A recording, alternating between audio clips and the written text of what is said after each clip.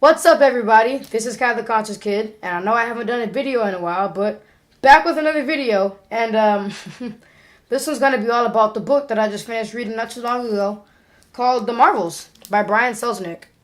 Now, Brian Selznick is my favorite author.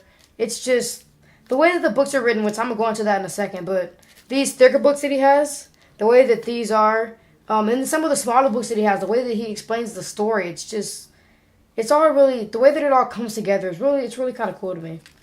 So for these books, no, I did not read all of those words because, well, I'll tell you this now. If you don't want to know about the book, then there's no point in watching this video. But for the rest of you, keep viewing. So yeah, a lot of it's really just pictures and pictures and pictures. But, I mean, there are some parts of it where there are, like, even sometimes there's words inside the pictures, like these. But sometimes, because it's not just a complete word book, I don't really know what they're called. But yeah, they does have a few pages where it's just dialogue that goes on for a while. But, yeah, I'd say that this book is probably... Ooh, I don't know if it'd be my favorite out of the three. Because he has this one, The Marvels. He has The Adventures of Hugo Cabret. And he has Wonderstruck. And, well, I don't know. This book is really fascinating. So, as you can see on the cover of it, it's a big ship. It's got some dragons at the bottom, which those don't really matter. But it's basically focusing on this big ship. So, when it introduces the very beginning of it, it tells you the date, 1966. And then it goes on into a story about basically how there were two brothers. They were on a boat together, a ship. And there was an older brother and the younger brother. The younger brother was told he had to stay behind, clean the dishes, clean everything, while the older brother was acting. But I believe the main character who was acting ended up, I can't remember what happened. They became ill or something, so they had to leave, or they had to take a rest. So the younger brother filled in for the role because he knew everything. But the role was actually a girl. So, he played that part. But in the middle of it, there was a big storm. And his older brother was told to be like an angel, so he had to use like the ropes to fly up. And what ended up happening was the storm got the ropes cut, they all got tangled up, and he ended up passing away. But the younger brother, he was able to survive with his dog. And he took his younger brother, and they basically ended up, his older brother, who was already passed away, but he took him anyways because he's his brother. And they ended up on this island. So what he did is he buried his brother, he made a grave, and he got sticks from around like the trees and stuff, and he made him into like two big wings, which was it was pretty nice of him to do. So, like right here, see he I don't really know how well you guys can see that, but so yeah, he made some big wings for his brother, and he ended up making a fire next to it, and the fire caught onto one of the trees. And basically it made this huge fire, so he was able to get noticed by, like, helicopters and ships and stuff. Or really just ships, because this is, like, whatever, what I say it was? 1766, sorry. So, yeah, it was another ship that recognized him, and he got taken to Britain. And he didn't really know a lot about it, but there was a lot of acting and theater. And he was just really interested in, like, the whole theatrical aspect and all these different things. And, well, he grew up to be a great actor. And he ended up meeting his wife there. They had a kid. And he ended up being a wonderful actor. So then, once that original guy, once he grew old, he ended up, his father was like, you're going kind of crazy because you're not really doing any acting roles anymore. He's just kind of there because he's like really, really old. And like, you're going kind of crazy, but you don't really have a home. So we'll put you in the basement. Like, they'll let him like live and stay in the basement of the theater. So then, he decided, okay, I'll just stay there. So then the dad, he kept acting. He met, and then he had his kid there. He met his wife there, and he had a kid. But their kid wasn't really interested in acting. He liked to do a lot of drawing and things like that. So one day, he actually made it. He was drawing a paper up on the top deck, and he let go of it on accident, and it flew into the crowd, and it flew onto the stage. And it ruined the entire performance, and it was a big deal, and everyone was just like, it made it on the news, and it was just, how could you possibly do this? And so, Yeah, so the dad got really, really mad, and he's like, "You go away. Like, we don't want to see you back in the theater again." So right here, it's saying how basically the performances were canceled, and his son was banished, and all those things. So then the younger son, he goes and visits his grandpa, which is the guy in the basement. The guy in the basement. So yeah, he just talks to him, and they're just talking about how like, how he used to be an actor, and he was saying how, like, I actually found. Okay, so the original guy, he found, when he got older, he found a kid there. That's how the first kid just started. And he was like, well, this is the necklace that I found that came with your father. So he took the necklace, and he wears it, and he never really took it off. And he said, now you go, and you just go explore, go to sleep, go to sleep, get some rest, and then go out and explore. So he went to sleep, and he ended up having a dream about, basically, about the ship, which was something true, but he never heard of it before. It was just a dream. But it was the older brother. He was taking him up on angel wings, and he was showing him, like the world, and he was showing him all these amazing things. And then he dropped him basically, and then he woke up, and he was like, "There's so much I can explore. There's so much I could do." So he goes. He wants to go for a ship. He's gonna go for a ship, so he can go and live somewhere else because it's like his own family at home doesn't like him, and his grandfather gave him all this advice and things he could do. But then he looks over and he sees. Oh, he sees a giant fire at the theater. And so he's like, well, I got to make sure everyone's okay, my family. And so he goes into the fire. And then he thinks, my grandfather, he lives under the basement. I got to find him and make sure he's okay. So he tries to carry him through the flames.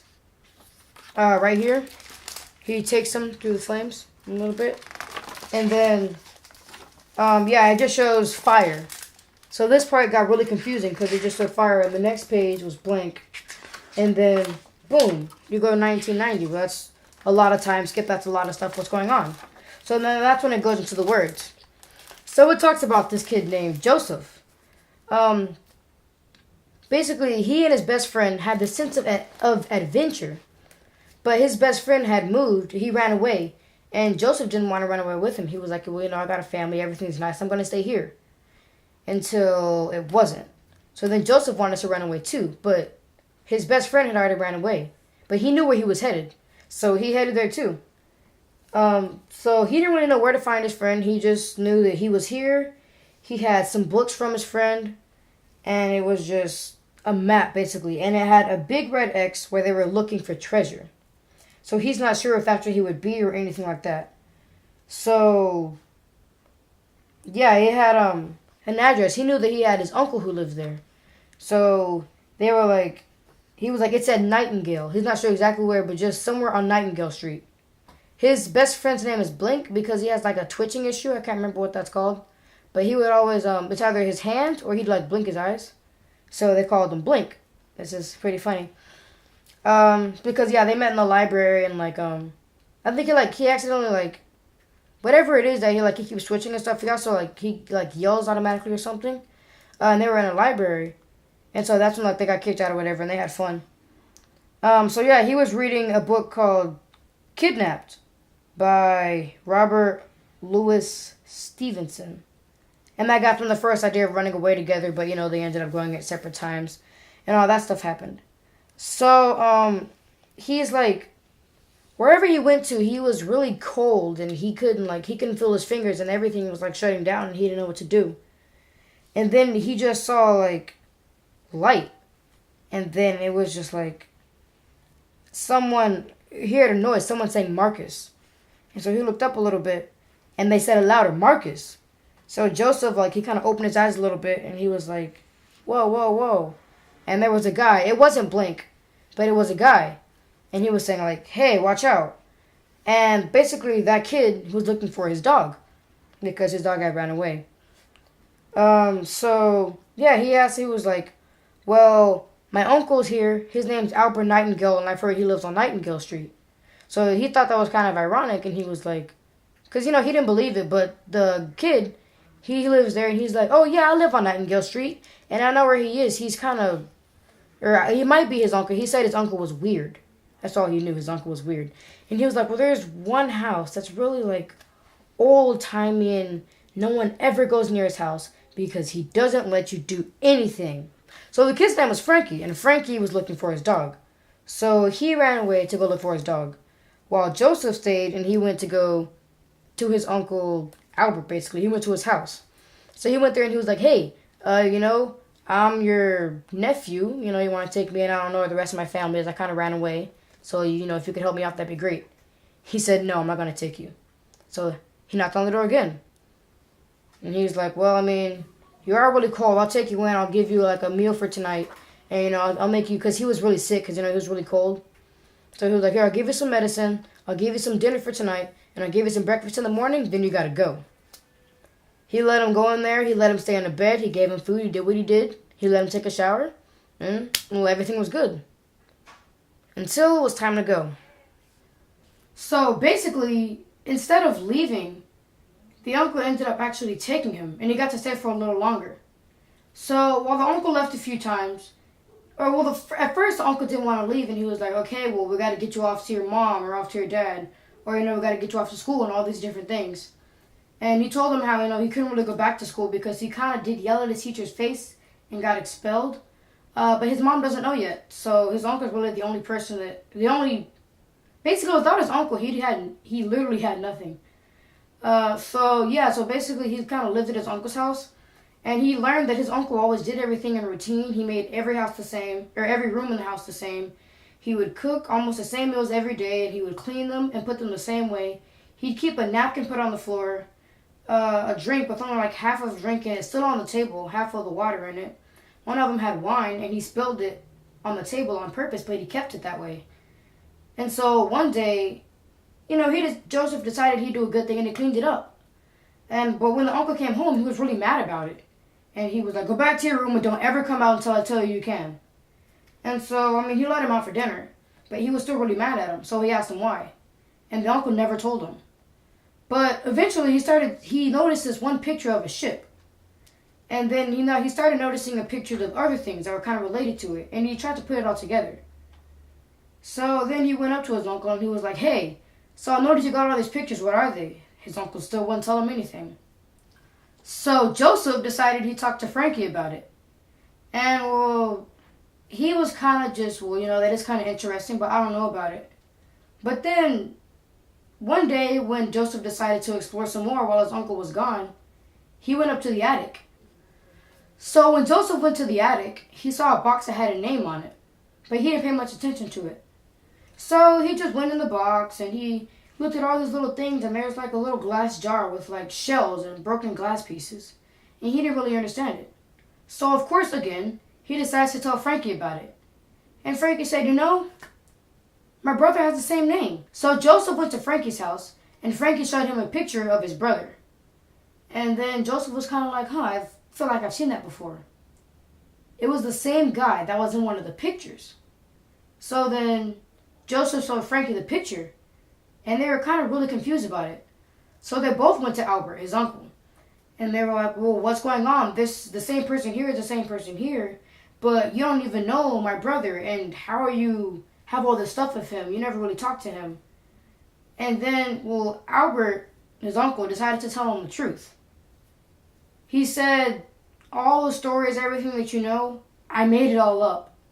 And, the reason I know him is because he kind of helped me build this house. And so, Joseph was completely angry, and he didn't understand any of it because he'd spent all that time trying to put all the pieces together, and he didn't understand why his uncle couldn't just tell him that it was all just made up.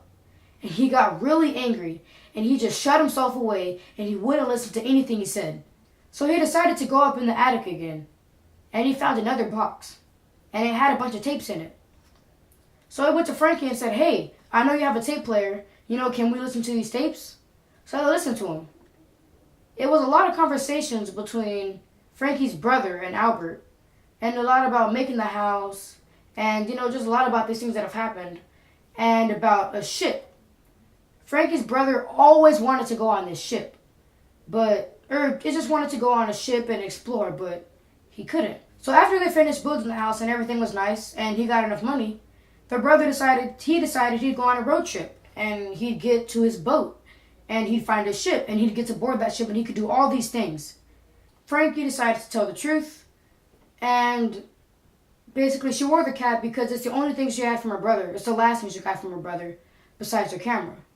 And she said that she's actually a girl, and her real name, I think she said, was Frances. Not Frankie, which is a nickname that she got, and she used it as like a boy's name. And I don't really remember why she portrayed a boy instead of a girl.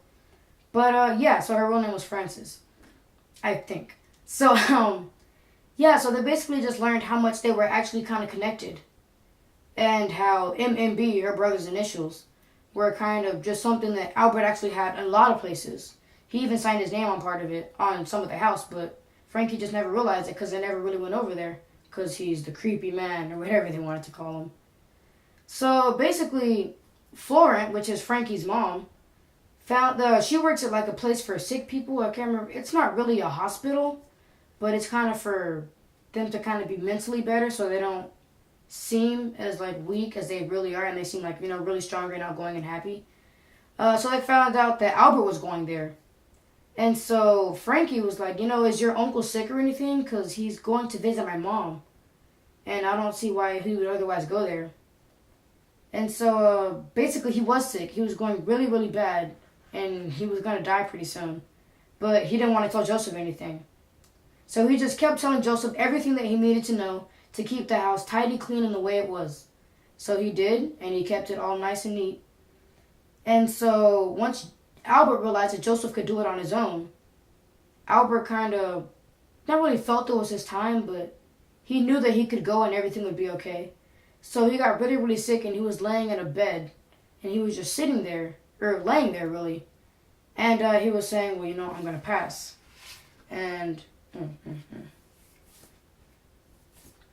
he was laying there, and he knew he was going to kind of die. And everybody really did, but Joseph didn't really want to accept it.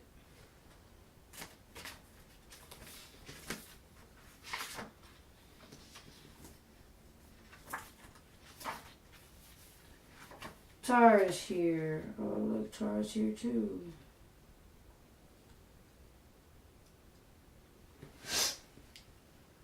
And so one thing that they talked about before he died was that around them, everybody who was there, it's kind of like the shipwreck. It was a boy who was portraying a girl in the scene, which is kind of the opposite because Frankie was the girl and Joseph was the boy. There was the dog, which was Frankie's dog, was there with them, and an angel, which was Marcus, the brother. They were saying that he was looking over them. And, well, that's kind of the last thing they said. And then he kind of just passed away. And that's kind of how the story ends. But, I mean, again, how I was saying that the story has a lot of pictures. Well, one thing, it has the pictures at the end, and it kind of shows you each room. And how it keeps it neat in a non-neat fashion. So right here you get to see Joseph and his uncle Albert. And well, yeah, that's pretty much it. One thing that from this book that I really did like though, that I didn't really talk about because it's not really important to the main storyline, but this kind of did get Joseph started on all the weird stuff, was in the place that he slept the first night, on the counter before he went to sleep, he saw all these pictures, so he decided to go look at them. And on one of them, there was this thing that said, "Aut visum, aut non." And that kind of intrigued Joseph. He didn't really understand it. And, well, it turns out it's Latin. Visum is, basically in Latin, the V's make a W sound, so it's aut visum, aut non, but it's aut visum, aut non. So, yeah, and that's just something that kind of intrigued me, and I really kind of like that part. So it's something that I kind of keep with me, because, I mean, then again, this is, so far right now, probably my favorite book. I mean, he's my favorite author. I like all books that he has. I mean, they're kind of hard to decide, because after I read each one of them again, I'm like, ooh, but this one has this part that I really like, and it's just, But yeah, I would really recommend you guys read this book. It's The Marvels by Brian Selznick. It's not as many pages, again, as it looks because a lot of it is pictures. So yeah, you should kind of check it out. I mean, I say like the actual words in this book would probably be about this big maybe. And then the rest of these are kind of like pictures. So, oh, you guys can see that.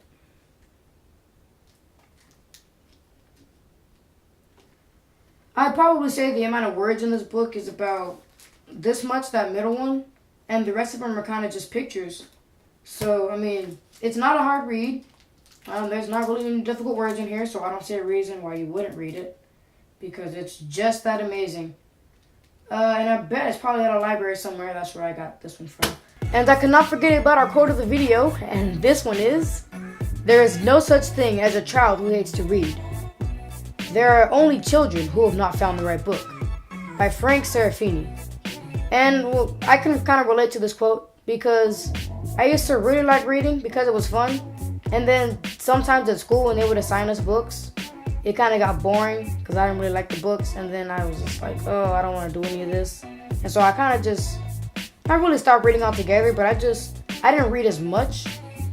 And then, well, now that I found Brian Selznick's books, I read a lot more anyways. So yeah, just reading for me has gotten a lot better because I found the right book. So yeah, and hopefully you find the right book too. Either you've already found it or you'll find it soon. And well, that's all I've got. Alright, this is Kyle the Conscious Kid, signing out. Peace.